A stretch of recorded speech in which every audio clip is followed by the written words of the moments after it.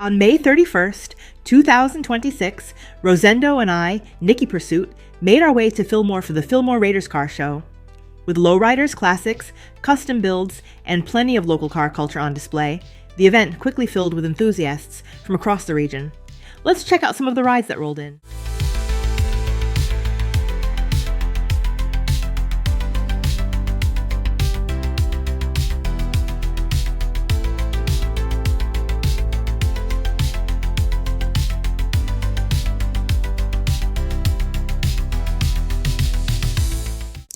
Standing here is a 1934 Chevrolet Master, a car that helped Chevrolet become America's best-selling automaker during the depths of the Great Depression. Introduced as Chevrolet's premium model line, the Master offered buyers a combination of style, comfort, and reliability at a time when every dollar mattered. Its sweeping fenders, tall grille, and elegant Art Deco-inspired design were developed under General Motors' legendary Art and Color department, led by Harley Earl, a man who would go on to shape the future of automotive styling.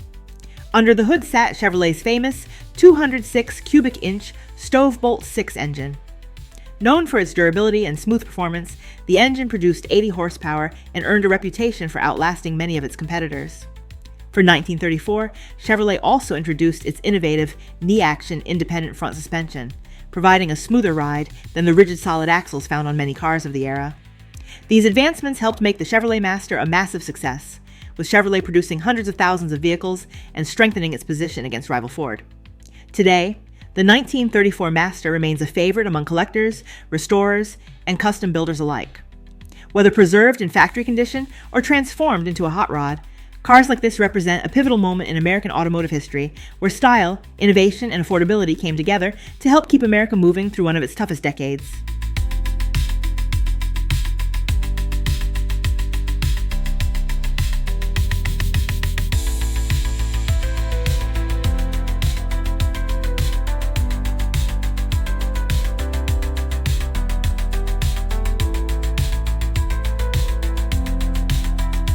At the Fillmore Raiders Car Show at Sierra High School, there was no shortage of Chevrolet Impalas. In fact, the Impala is one of the most common sights at lowrider events across California. But among all of them, this 1963 Chevrolet Impala stood out. The Impala's story began in 1958 as Chevrolet's top-of-the-line passenger car, introduced to celebrate General Motors' 50th anniversary. What started as a luxury trim package quickly evolved into its own model line and became one of the best-selling cars in America throughout the 1960s. By 1963, Chevrolet had refined the Impala into a stylish, full-size cruiser featuring cleaner body lines, a wider stance, and improved ride quality. Buyers could choose from economical six-cylinder engines all the way up to the legendary 409 cubic inch V8. The 409 became a cultural icon thanks in part to the Beach Boys' hit song 409, helping establish the Impala as both a performance car and a symbol of American car culture. But the 1963 Impala's greatest legacy may be its connection to lowrider culture. Throughout the 1960s and 1970s, enthusiasts throughout California embraced the Impala as the perfect canvas for customization.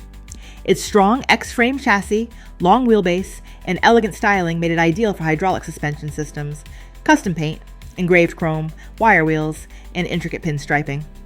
This particular example showcases that tradition beautifully. The engraved bumperwork, detailed chrome accents, custom striping, and immaculate presentation reflect decades of craftsmanship and artistic expression. Cars like this aren't built overnight. They represent thousands of hours of work, creativity, and dedication. More than 60 years after it first rolled off the assembly line, the 1963 Chevrolet Impala remains one of the most recognizable and celebrated vehicles in lowrider history. And at the Fillmore Raiders Car Show, this one reminded everyone exactly why the '63 Impala continues to be a legend.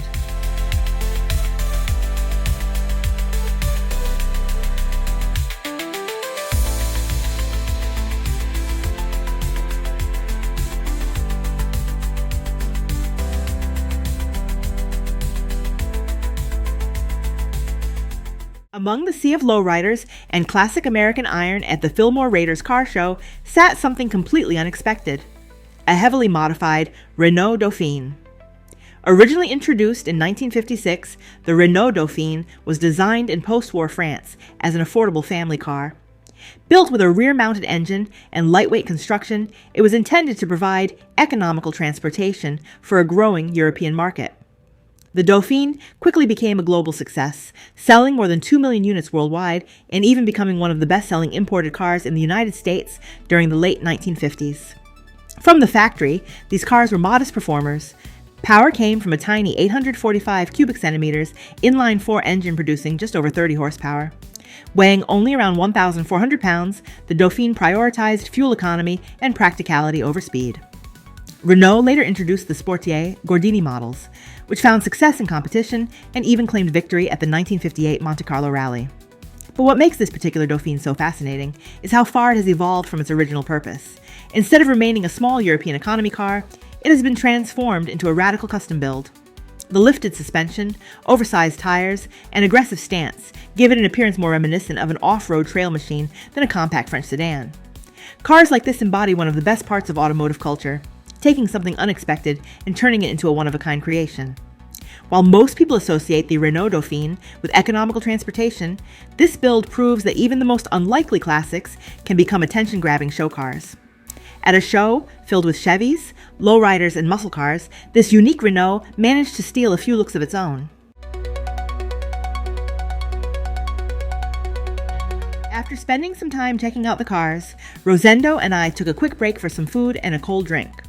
With the warm weather sticking around, it was the perfect chance to recharge before continuing our way through the show.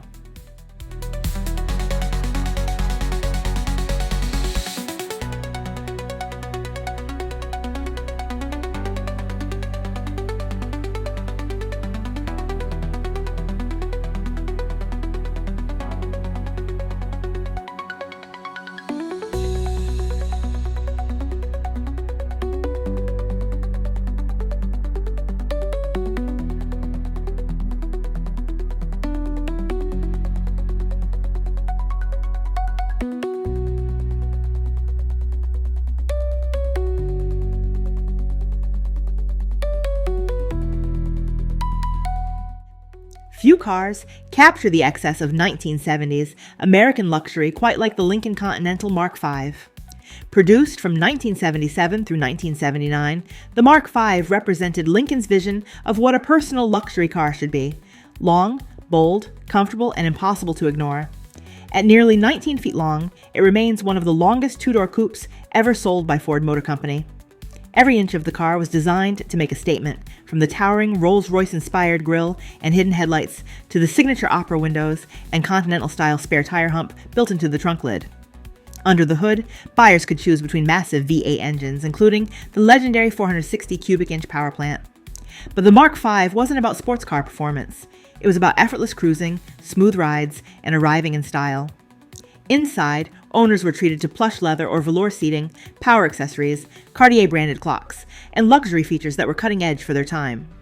This era also introduced Lincoln's famous designer series models, featuring collaborations with names like Bill Blass, Givenchy, Cartier, and Emilio Pucci, blending automotive design with high fashion. Perhaps most importantly, the Mark V marked the end of an era.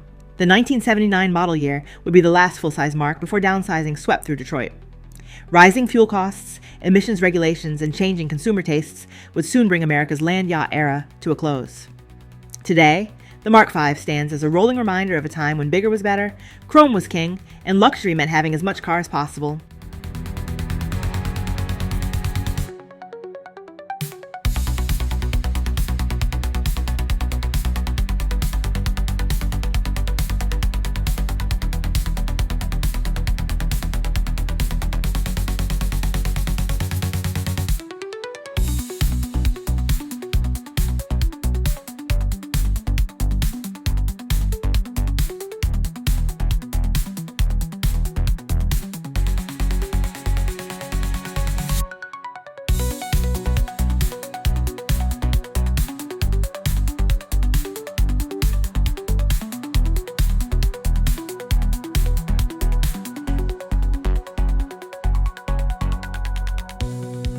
With the Fillmore Raiders car show winding down, I made one final stop for a boba before hitting the road.